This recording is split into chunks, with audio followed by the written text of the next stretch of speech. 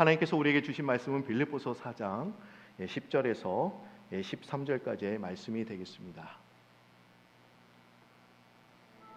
내가 주 안에서 크게 기뻐함은 너희가 나를 생각하던 것이 이제 다시 싹이 나매니 너희가 또한 이를 위하여 생각은 하였으나 기회가 없었느니라.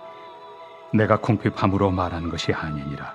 어떠한 형편에든지 나는 자족하기를 배웠노니 나는 비천에 처할 줄도 알고 풍부에 처할 줄도 알아.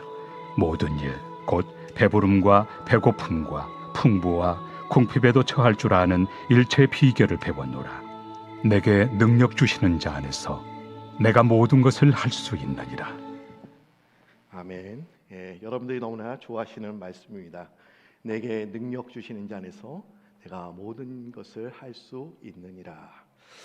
우리는 평생 배우며 살아가죠.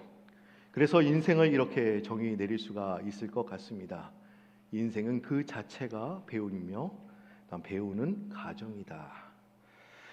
여러분들이 태어나서 몇 개월 안 돼요. 이제 목을 가누고 기는 법을 또한 배우게 되지요. 그리고 그 다음에 걸음마를 또한 배우게 됩니다. 성장하면서 말가글을 또한 배우게 되고, 학교에 들어가서는 사람을 대하는 방법을 배우고, 세상의 지식과 지혜, 그리고 세상이 돌아가는 원리를 배우게 됩니다. 우리는 한평생 매 순간 모든 환경, 모든 사람에게서 이제 배우는 것입니다. 그렇다고 한다면 우리가 신앙생활을 하면서도 배우는 것들이 참 많이 있을 것입니다. 하나님을 우선 배웁니다. 또 예수 그리스도를 우리가 또한 배우게 됩니다. 또한 성도의 교제 가운데 사랑하는 법을 또한 배우게 됩니다. 또한 봉사와 여러 가지 훈련을 통해서 성도님들을 어떻게 섬겨야 할 것인가를 우리가 배우게 되는 것이죠. 여러분, 우리 인간은 기본적으로 닫힌 존재가 아니라 열린 존재이기 때문에 배움의 자세로 겸손하게 임하게 될 때 우리의 인생이 더욱더 아름답고 풍성한 열매를 맺게 되는 것입니다. 그래서 어떤 한 유명한 학자는 이렇게 말을 합니다. 가장 성공한 사람은 평생 배우는 사람이다. 저는 이 말에 일리가 있다고 생각됩니다. 여러분, 세상적인 관점에서는 이 성공이라는 것은 엄청난 부를 획득해서 좋은 저택에서 떵떵거리며 사는 것이 성공이라고 말하지만 그건 참된 성공은 아닐 것입니다. 아마 여러분들이 보는 성공, 또 제가 보는 성공, 또 인생의 끝자락에 있는 분들이 보는 성공은 어제보다 오늘이 더욱 발전과 또한 성장이 있고 더 나은 삶을 또 우리가 살아가고 있다고 한다면 여러분, 그것이 바로 성공인 것이죠. 여러분, 성공한 사람은 그런 것 같습니다. 나이가 적든지 많든지 간에 지금 시련을 겪고 있거나 최고의 전성기를 맞이하고 있는 것과는 상관없이 항상 자신을 위해서 교육과정을 만들어 간다는 것입니다. 여러분, 오늘 설교 제목이 무엇입니까? 행복한 배움입니다. 제가 성도님들께 배움에 대해서 말하는 이유가 분명히 있습니다. 제가 한 달 넘게 있으면서 우리 성도님들과 개인적인 그런 만남을 이제 갖게 되었습니다. 그런데 젊은 분들이 저에게 공통적으로 하시는 말씀이 있었습니다. 목사님, 말씀을 좀 더 깊이 체계적으로 배우고 싶습니다. 그런데 한 분의 얘기라고 한다면 제가 그냥 지나치거나 무시할 수 있었겠지만 그것도 대다수의 젊은 분들이 하시는 말씀이었기 때문에 그냥 지나치거나 무시할 수 있는 말이 분명 아니었습니다. 제가 이 말을 들으면서 조금 이해되지 않는 부분도 있었습니다. 우리가 공예배를 통해서 설교 시간에 말씀을 지금 배우고 있는데 왜 성도님들이 부족함을 느끼는 것일까? 여러분, 공예배는 성도님들의 신앙의 수준의 그런 편차가 또 심하기 때문에 설교를 준비하시는 목회자분들이 또 성도님들이 다 이해할 수 있도록 준비하기 때문에 어떤 분에게는 다 채워지지 않겠구나라는 생각을 하게 되었습니다.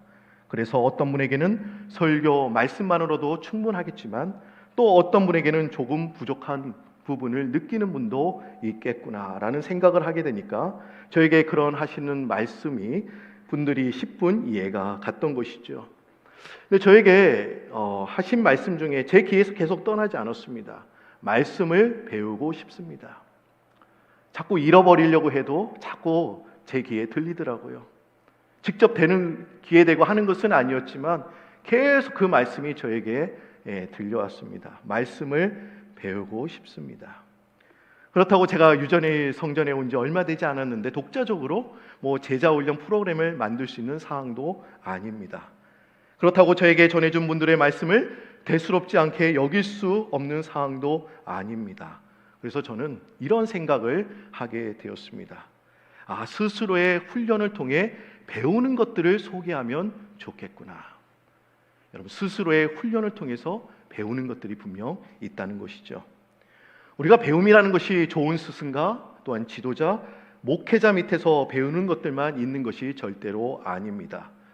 지도해 주는 사람이 없어도 스스로의 훈련을 통해서 또 인생을 살아가면서 배우는 것들이 분명 있다는 것이죠. 여러분, 학교와 삶에는 다른 점이 있습니다. 학교에서는 배운 후에 시험을 치르게 되지만 삶에서는 시험을 치른 후에 배우게 된다는 점이지요. 인생에서 여러 가지 시련과 풍파를 또한 겪으면서 배우는 것이 분명 있다는 그런 말씀입니다. 제가 요즘 읽고 있는 도서 여러 가지 그런 책을 읽고 있는데 그 중에 여러분들이 한번 소개하면 좋을 것 같습니다. 제가 지금 읽고 있는 책은 신앙서적은 아니고 일반 서적입니다. 근데 그 책의 제목이 다산의 마지막 습관이라는 그런 책입니다. 다산 정약용은 정조의 총애를 받고 일찍부터 벼슬길에 오른 그런 실학자였습니다. 하지만 정조가 세상을 떠난 후에 다산은 카톨릭을 믿는다는 이유로 강진 유배지에서 18년 동안 기양살이를 하게 되었습니다. 그가 기양살이를 한 것은 카톨릭을 믿는 이유도 있었지만 그를 시기한 사람들의 모함 때문이기도 했습니다.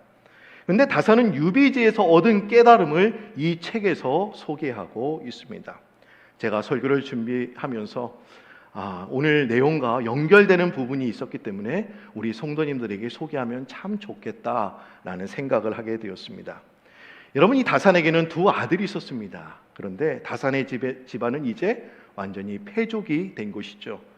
패족이라는 것은 무거운 죄를 지어 출세길이 막힌 집안을 가리킵니다.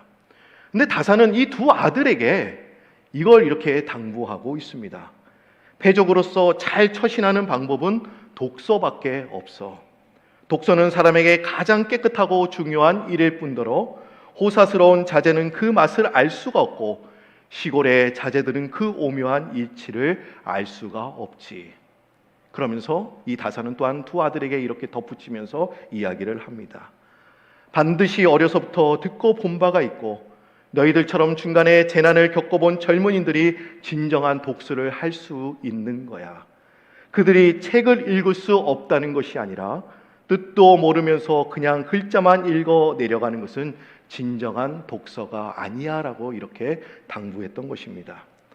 우리가 인생을 통해 배운 것들을 글로 접하게 되었을 때 더 잘 깨닫게 된다는 그런 말씀입니다. 여러분, 우리가 삶에서 배운 이치와 진리 경험을 통해서 배우는 것들이 참으로 많다는 것이죠.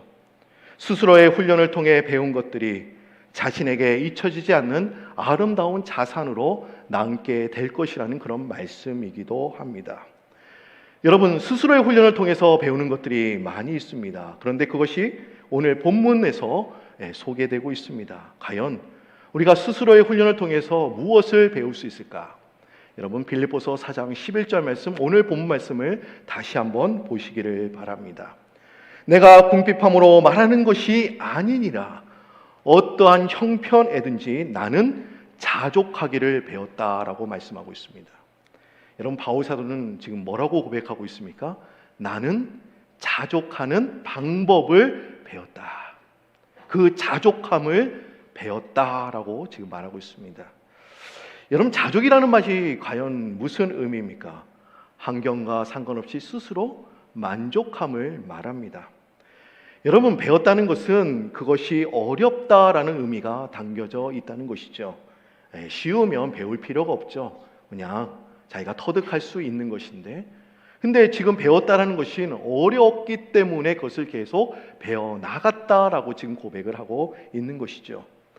한평생 전도와 선교를 위해서 살았던 바울도 자족하는 법을 배웠다고 하니 바울에게도 분명 어려운 것임에는 틀림이 없었습니다. 여러분, 바울은 2000년 동안 예수님 다음으로 닮고 싶어하는 사람이 아닙니까? 그래서 복음 성가 중에 이런 찬양이 있지요. 예수님처럼 바울처럼 그렇게 살 수 없을까? 예수님처럼 바울처럼 그렇게 살 수 없을까? 여러분, 예수님 다음으로 우리가 닮고 싶어하는 바울도 날 때부터 자족하는 법을 알았던 것이 아니라 훈련을 통하여 익혔다는 것을 지금 말해주고 있습니다. 그런데 하늘의 천사들은 자족하는 법을 배우지 못해 타락한 천사, 또한 마귀와 사탄이 되었습니다. 그들은 분명 영광스러운 상태에 있음에도 불구하고 더 높아지기를 원했고, 그들은 자족하지 못한 탓에 천상에서 쫓겨나게 되었습니다. 그런데 하늘의 천사뿐만이 아니었습니다. 인간의 조상인 아담과 하와도 순결한 상태, 죄가 없는 상태에 있었지만 그들 역시 자족하는 법을 배우지 못해 에덴 동산에서 쫓겨나게 되었죠. 그들은 동산의 모든 실과를 먹을 수 있음에도 불구하고 만족하지 못하고 선악과를 탐냈던 것이죠. 여러분, 순결한 상태에 있었던 하늘의 천사들, 그리고 아담과 하와, 또 자족하는 법을 배우기 어려웠는데 하물며 세상에서 죄악으로 물든 우리에게는 얼마나 어렵겠습니까? 여러분, 순결한 상태에 있던 사람들이 자족이 필요하다면 그것은 누구에게나 해당이 되는 그런 문제일 것입니다. 물질이 풍요한 사람들은 자족하는 것이 필요 없겠다라고 생각하지만 절대로 그렇지 않습니다. 물질이 풍요하고 부유한 사람도 자족하는 법을 배워야 됩니다. 사람들은 보통 물질의 축복과 은사를 받은 자는 자족하는 법보다는 겸손하고 감사하는 법을 배워야 된다고 생각하지만 절대로 그렇지 않습니다. 그들이 아무리 많은 소유를 가지고 있다 하더라도 세상에서 자신이 가지지 못한 부분들이 분명 있기 때문에 만족하지 못하고 더 많은 것을 원하는 것이죠. 여러분, 주정뱅이가 술을 마시면 마실수록 더욱 목이 마른 것처럼 탐욕이 마찬가지일 것입니다. 여러분, 에스더서를 보시면 여러 사람들이 등장하고 있는데 그 중에 하만이라는 사람이 등장하고 있습니다. 이 하만이라는 사람은 좋은 사람이 아닙니다. 나쁜 사람이죠. 하만은 바사왕 아하수에로의 제2인자 총리 대신이었습니다.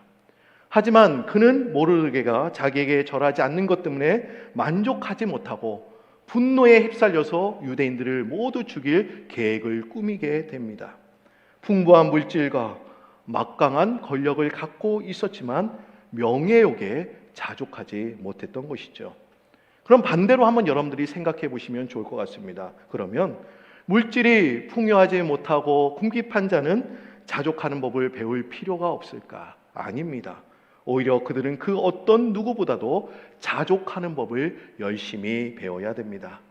가진 재산을 모두 잃고 살 길이 막막해서 그런 상황 가운데 자족하기란 정말 굉장히 힘든 일일 것입니다.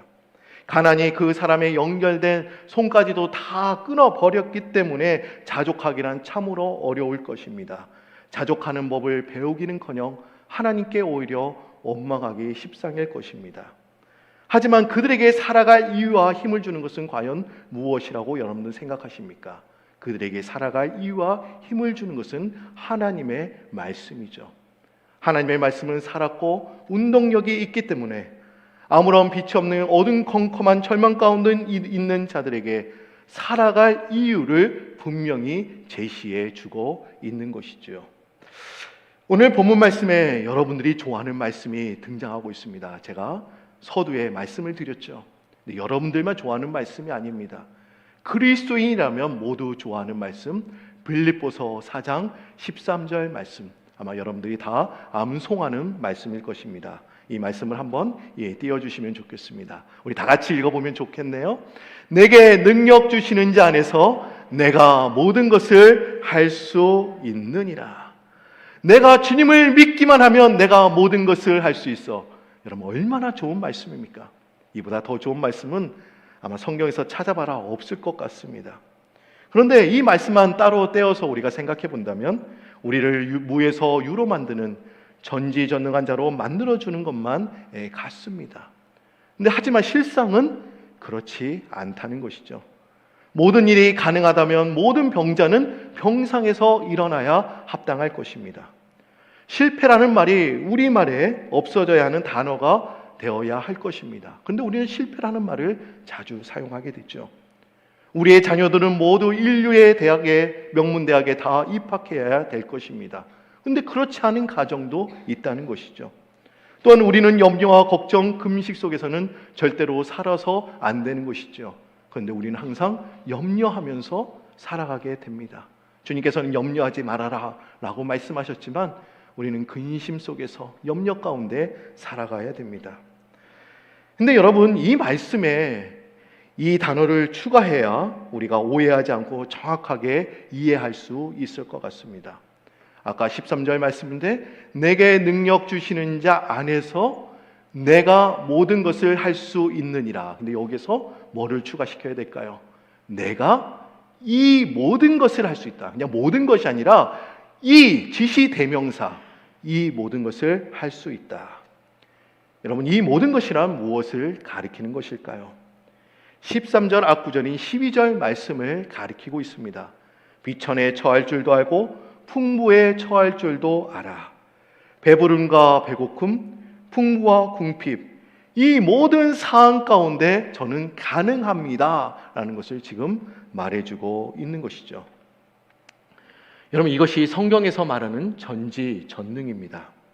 불가능한 일을 가능케 하는 것이 전지전능한 것이 아니라 환경과 상황이 바뀌지 않아도, 진전이 없어도 모든 상황 가운데 만족하는 것이 전지전능이며 이것이 믿음인 줄 믿습니다.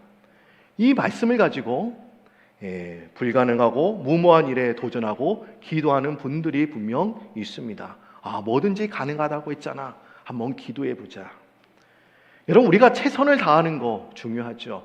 그리고 최선을 다하고 우리의 손과 영역에 미치지 않는 부분에는 우리가 주님께 구해야 되는 것이죠. 하지만 성경에서는 성도는 무엇이든지 가능하다라고 지금 가르치고 있지 않다는 말씀입니다. 여러분, 바울은 그랬습니다. 어떠한 형편에든지 자족하기를 배웠고 그는 언제나 자족했습니다. 그는 사방에서 우겨쌈을 당하여도 짓눌리지 않았고 곤란한 일을 겪어도 낙심하지 않았습니다. 또한 환난과 궁핍과 배고픔과 괴로움을 겪었고 그는 아무것도 없어도 모든 것을 가진 자라고 지금 고백하기도 했습니다. 그럼 그가 자족이 가능했던 이유가 과연 무엇이라고 여러분들은 생각하십니까?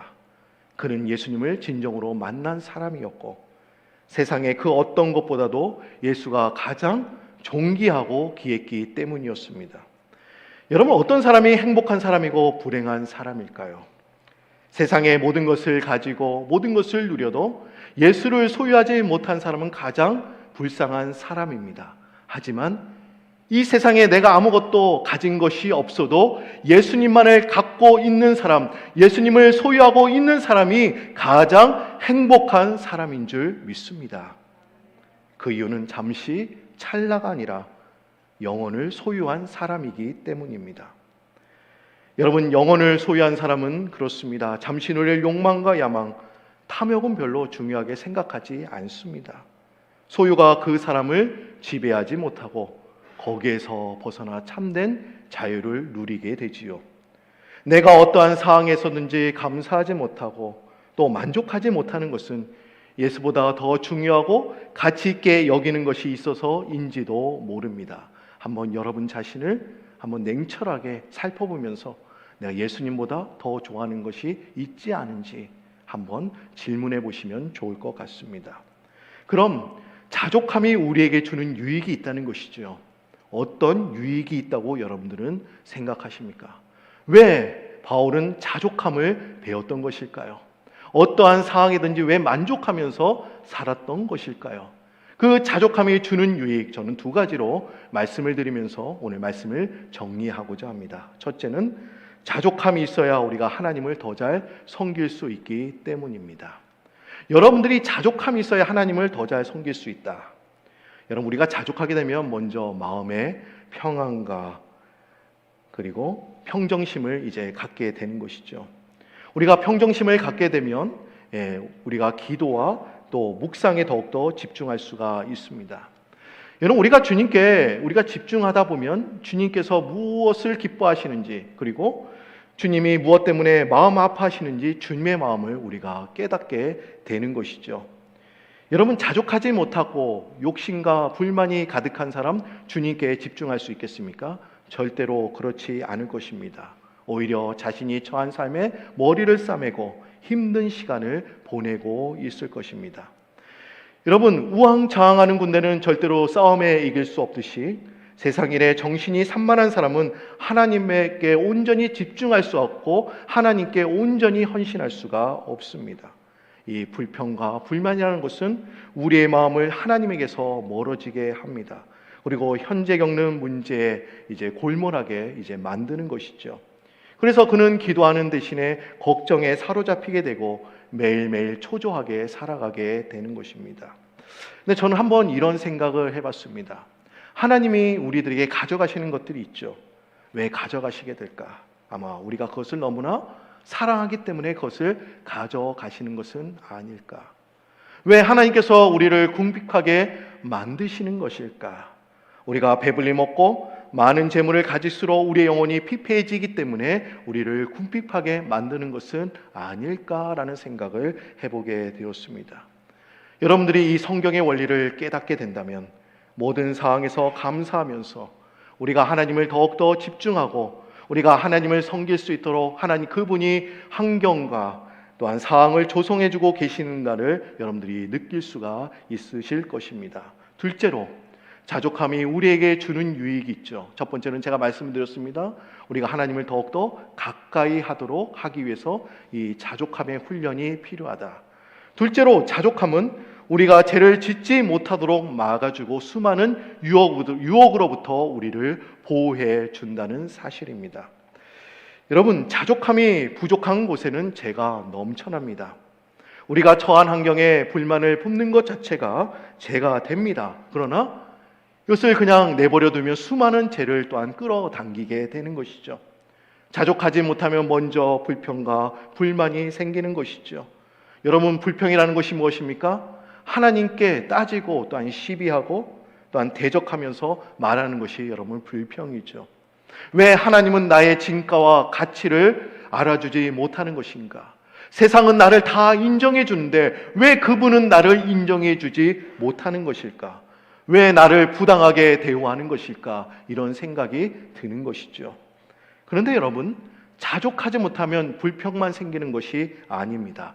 조급함이 또한 저절로 따라오게 되죠.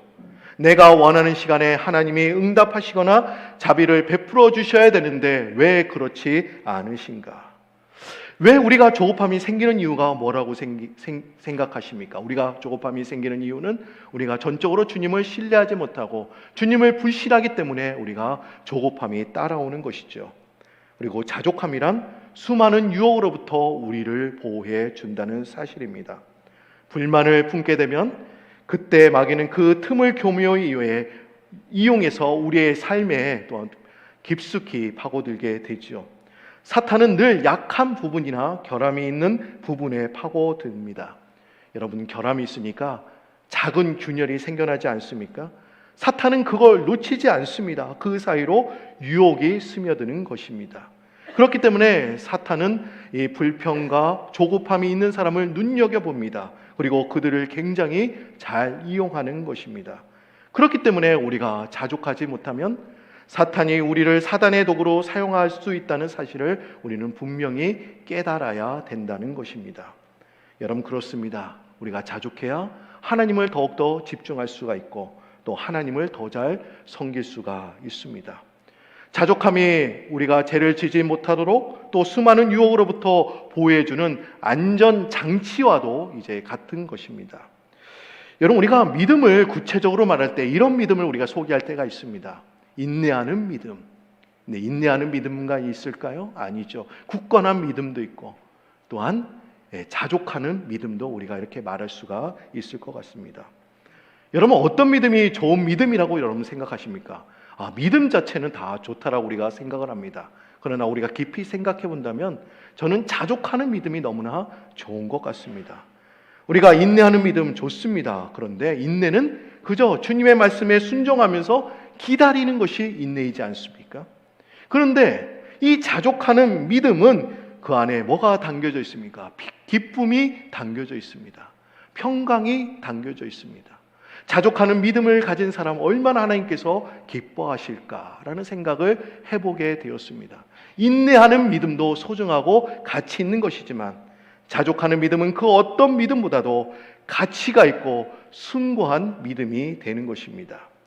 여러분들이 스스로의 훈련, 그런 자족함을 통해 평강과 기쁨 또한 행복을 찾으시고 오늘의 삶에 하나님이 동행하시고 여기까지 인도해 주셨음을 기뻐하시는 우리 유저지 프라미스 성도님들이 되시기를 소망합니다. 제가 끝난 게 아닙니다. 다 끝나서 벌써 반주자분이 우리 사모님이 벌써 반주하려고 대기를 하시는 것 같아요. 아직 안 끝났어요. 이게 반전이죠. 우리는 살면서 너무 완벽한 것만 바라는 것 같습니다. 하지만 우리의 삶은 우리가 계획하는 대로 원하는 대로 이루어지지 않을 때가 분명 있습니다. 그렇다고 하나님이 우리의 삶에 간섭하지 않으시고 내버려 두시냐? 절대로 그렇지 않습니다. 항상 눈여겨보고 계시죠. 여러분, 우리 모두에게 똑같은 환경이 필요한 것은 아닌 것 같습니다. 누구에게는 유익한 환경이 해로울 수도 있고, 그리고 누군가에게는 좋지 못한 환경이 유익한 환경이 될 수도 있습니다. 우리가 풍성한 편이 더 낫다면 하나님은 그런 환경을 만들어 주실 것입니다. 그리고 우리가 궁핍한 편이 더 낫다고 한다면 하나님은 그런 환경을 또 만들어 주실 것입니다. 그걸 통해서 신앙의 깊이를 또한 우리가 이해할 때 하나님은 또한 우리의 환경을 또 바꿔주시는 것이죠. 여러분, 바울이 자족함의 훈련을 통해 신앙의 영적 원리를 깨달은 것처럼 여러분들이 어떤 상황을 만나시든지 간에 또 그 상황을 만족하시면서 계획하는 일이 잘 되건 잘 되지 않든지 간에 주님이 주시는 평강과 기쁨을 빼앗기지 아니하시고 행복 가운데 주님을 찬양하며 주님을 잘 믿으시는 유저지 성도님들이 되시기를 주님의 이름으로 축복합니다. 오늘 자족함이란 과연 무엇인가? 자족함이 주는 이 유익이 과연 무엇인가? 여러분들 그것을 묵상하시고 또 그것을 깊이 생각하시면서 또 기도의 자리로 들어가면 좋겠습니다. 제가 찬양을 하나 곡을 준비했습니다. 행복이라는 찬양입니다. 제가 이번 한 주간 좀 묵상하면서 이 자족함이란 뭘까? 제가 설교를 준비하면서 찬양도 좀 준비하게 됐어요. 그런데 이 찬양이 너무나 자족함을 얘기하고 있구나라는 것을 깨닫게 되었습니다. 가사가 이렇습니다. 한번 여러분들 들어보시면 좋을 것 같습니다. 하려하지 않아도 정결하게 사는 삶, 가진 것이 적어도 감사하며 사는 삶, 내게 주신 작은 힘 나눠주며 사는 삶, 그것이 나의 삶의 행복이라오. 이것이 자족함을 말하고 있는 것이 아닐까요? 하려하지 않아요. 그러나 깨끗하고 정결하게 사는 것, 만족하며 사는 것, 이것이 자족함이라는 것이죠. 가진 것이 없어도 감사하며 사는 것, 그것이 자족함입니다. 내게 주신 큰 힘이 아니라 작은 힘이라도 나눠주며 살겠습니다라고 고백하며 사는 것, 그것이 자족함입니다. 여러분, 아까 제가 말씀을 드렸습니다. 전지전능은 불가능한 일을 가능케 하는 게 아니라 우리가 어떤 상황을 만나든지 간에 감사하면서 만족하면서 그분의 행하신 일들을 우리가 인정하면서 사는 것, 그것이 전지전능함인 줄 믿습니다. 그것이 또한 믿음이기도 합니다. 오늘 우리가 가사를 이거 생각하시면서 오늘 주신 말씀을 또한 여러분들이 한번 깊이 한번 새겨보시면서 내가 이렇게 살아봐야겠구나. 우리가 지도자를 통해서 배우는 훈련도 있지만 스스로의 훈련을 통해서 배우는 것이 있는데 그것이 자족이구나. 어떻게 우리가 자족할 수 있을까? 우리가 어떤 환경 속에서도 만족할 수 있을까? 한번 그것을 여러분들이 느껴보시면서 살아가셨으면 좋겠습니다. 우리 이 찬양을 불러보시면서 우리 또한 기도의 자리로 들어가도록 하겠습니다. 하려 하지 않아도